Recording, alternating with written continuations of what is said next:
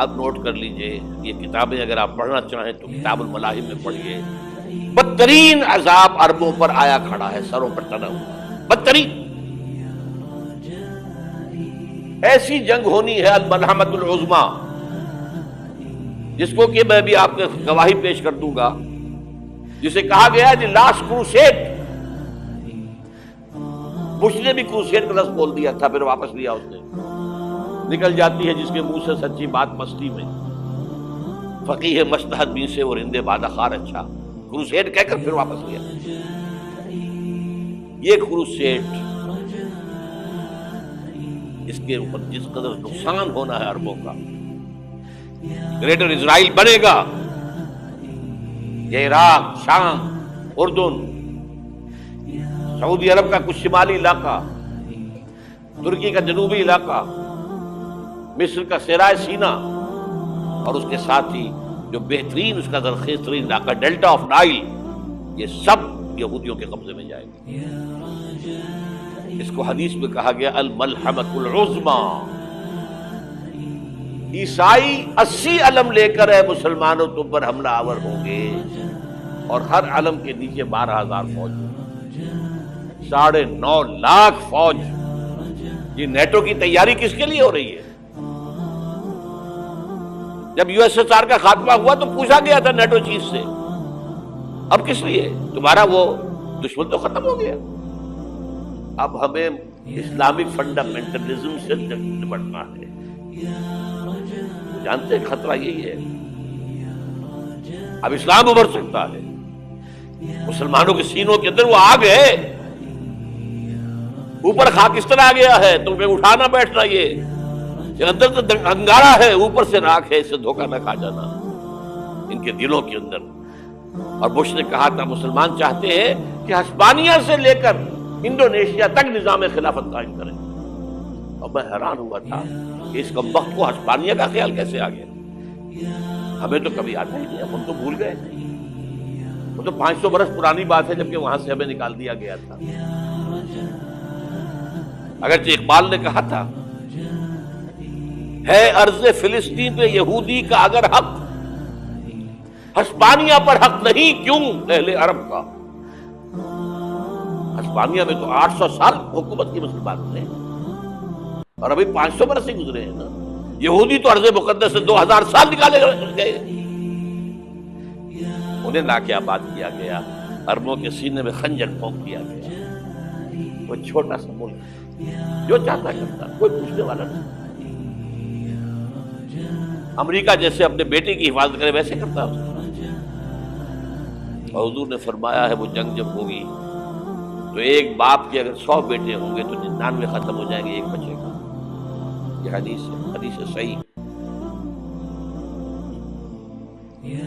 اور آپ نے فرمایا ویل للعرب من شر قد اقترب، عربوں کے لیے ہلاکت ہے، عربوں کے لیے بربادی ہے اس شر سے جو قریب آ چکا. اور آج جس طرح انہوں نے ان کی تہذیب کو اختیار کر لیا ہے، دبئی جا کر دیکھیے، بدترین مغربی معاشرہ جو ہے وہ دبئی کے اندر اپنے قائم کر کے دکھا دیا. اب سعودی عرب اس راستے پر پڑ رہا ہے. اور اس کے بعد نمبر 2 پر جو ہے ہم پاکستانی ہیں. لیکن میں اس کے وہ پہلی بات جو کہہ رہا ہوں وہ تو یقینی ہے، اس میں تو احادیث صحیحہ موجود ہے. اگرچہ اس کے بعد پانسا پلٹے گا، پھر حضرت مہدی کا ظہور ہوگا، حضرت عیسیٰ کا نزول ہوگا، اور وہ گریٹر اسرائیل گریٹر گریو یارڈ بنے گا یہودیوں کا. ایک ایک یہودی قتل ہوگا اور دفن ہوگا. یہ بات میں ہونا ہے، میں پہلی بات فرض کر رہا ہوں. وہ پانسا پلٹے گا جب پلٹے گا. ابھی جو سامنے ہے وہ کیا ہے؟ اس ملحمۃ العظمیٰ کہا حضور نے، جسے آرمگیڈون کہتے ہیں عیسائی.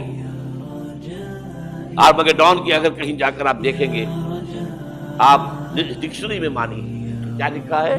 A very big war which will be fought between the forces of evil and good before the end of this world.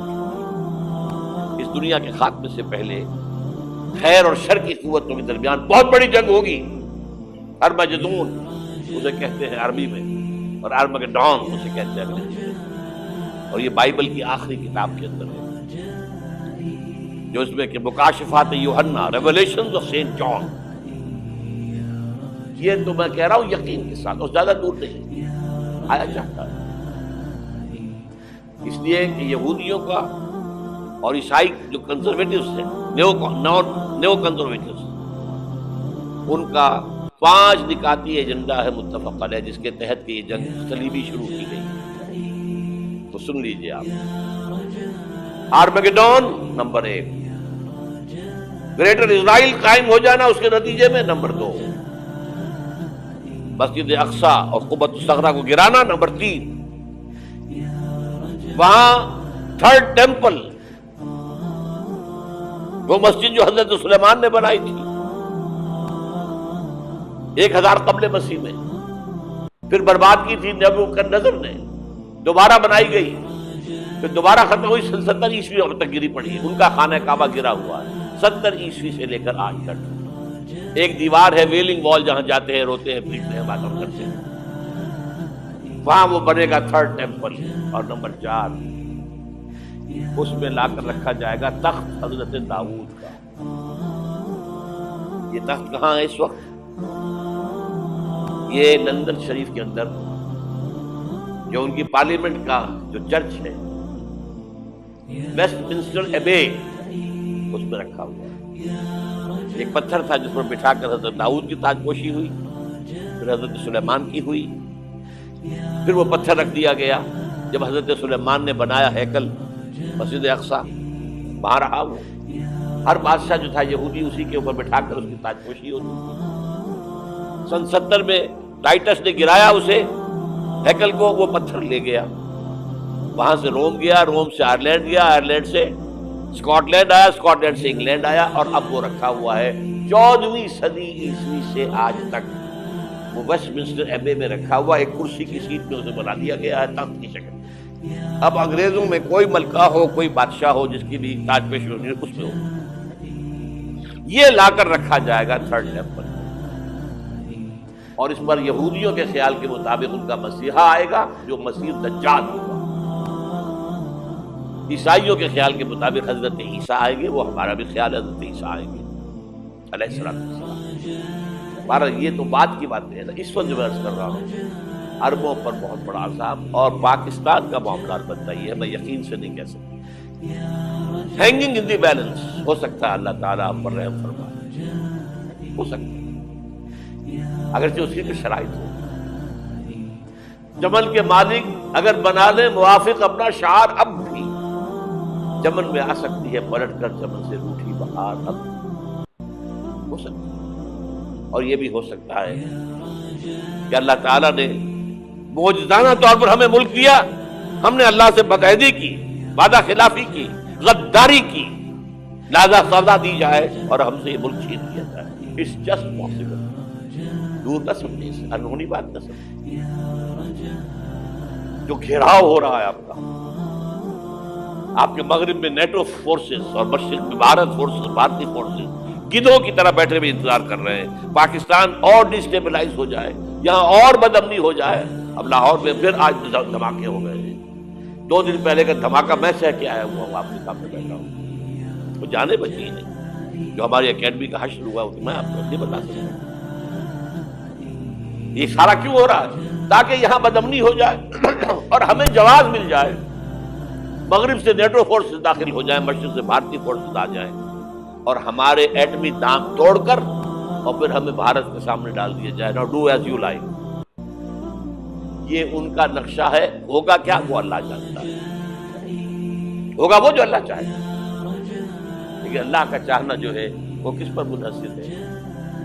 یہاں انقلاب برپا کرو، یہاں اسلام لاؤ. اگر دھندوں میں لگے رہو گے تو وہ خود بخود نہیں آ جائے گا انقلاب. صحابہ نے جانیں دی تھی، کتنی تکلیفیں اٹھائی تھی.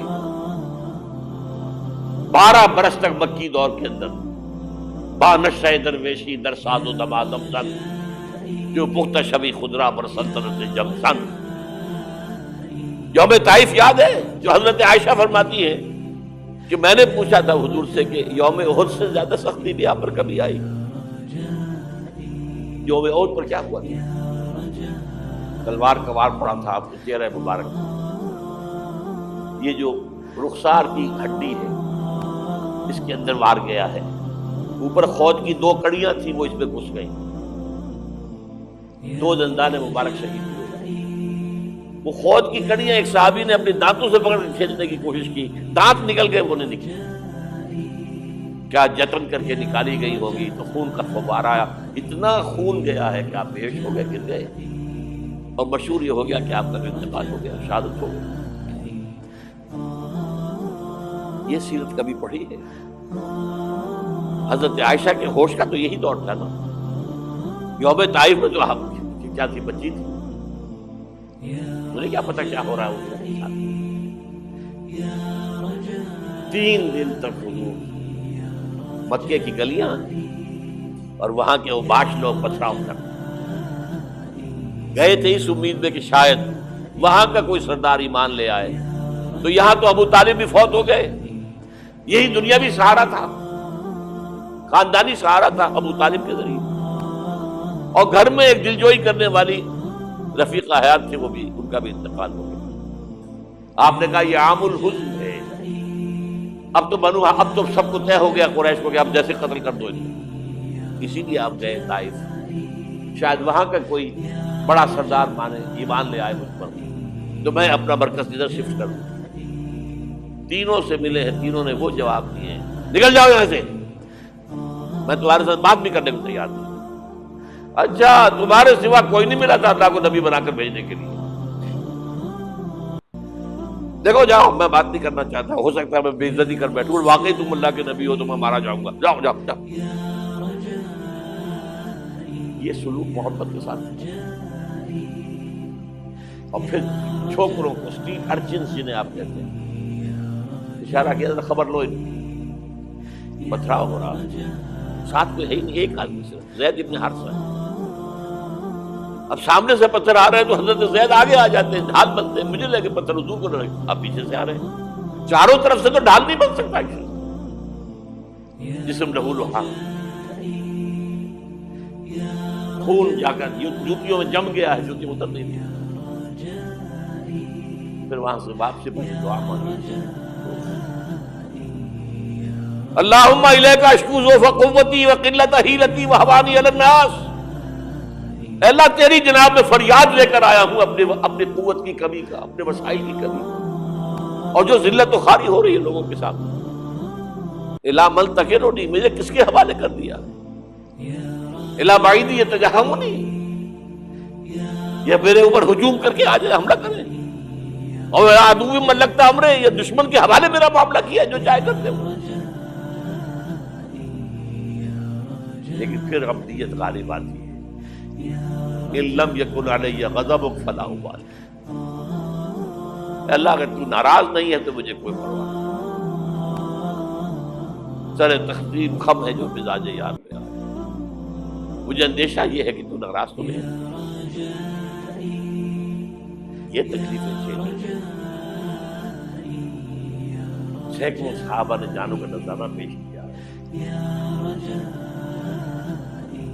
احزاب کی جنگ میں فاقوں پر فاقے ہو رہے تھے، اور ان فاقوں کی حالت میں خندق کھودنے کا حکم ملا ہے، لوگوں کی کمریں دوہری ہو رہی ہیں، پتھر باندھے ہیں اپنے پیٹوں سے، اپنے چادروں کے ساتھ کس کر کمر دوہری نہ ہو جائے۔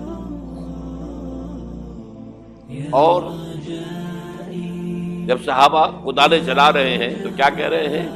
نحن الذین بایعوا محمدا علی الجہاد ما بقینا ابدا، اللہم لا عیش الا عیش الاخرہ۔ صحابہ کہتے تھے ہم وہ لوگ ہیں جنہوں نے محمد سے بیعت کی ہے کہ جہاد کرتے رہیں گے جب تک جان میں جان نکل جائے تو بات، اور جان ہے، چاہے ابھی بھوک سے کمر دوہری ہوئی جا رہی، جان تو ہے۔ اور ایک دفعہ کہتے تھے اللہم لا عیش الا عیش الاخرہ، اللہ عیش، زندگی تو آخرت کی زندگی ہے۔ اور حضور فرماتے تھے، حضور کے بیٹھے ہوئے نہیں تھے گاؤں تکیہ لگا کر، پتھر اٹھا اٹھا کر خندق میں سے لے جا کر باہر پھینک رہے تھے، جب صحابہ کہتے ہیں اللہم لا عیش الا عیش الاخرہ، حضور فرما رہے ہیں فاغفر للانصار والمہاجرہ، اے اللہ ان انصار اور مہاجرین کی مغفرت فرما۔ پھر حضور کی خدمت میں کچھ لوگ آئے، حضور اب یہ فاقہ ناقابل برداشت ہو گیا، دیکھیے ہم نے یہ پتھر باندھے ہوئے۔ حضور نے کرتا اٹھا کر دکھایا، وہاں 2 پتھر ہوتے تھے۔ یہ ایسے آپ اس چیز کو صرف نہیں سمجھتے۔ بہرحال اس موضوع پر میری ایک کتاب ہے منہج انقلاب نبوی، کہ انقلاب کیسے آیا تھا۔ اگر دل میں ذرا بھی آرزو پیدا ہو گئی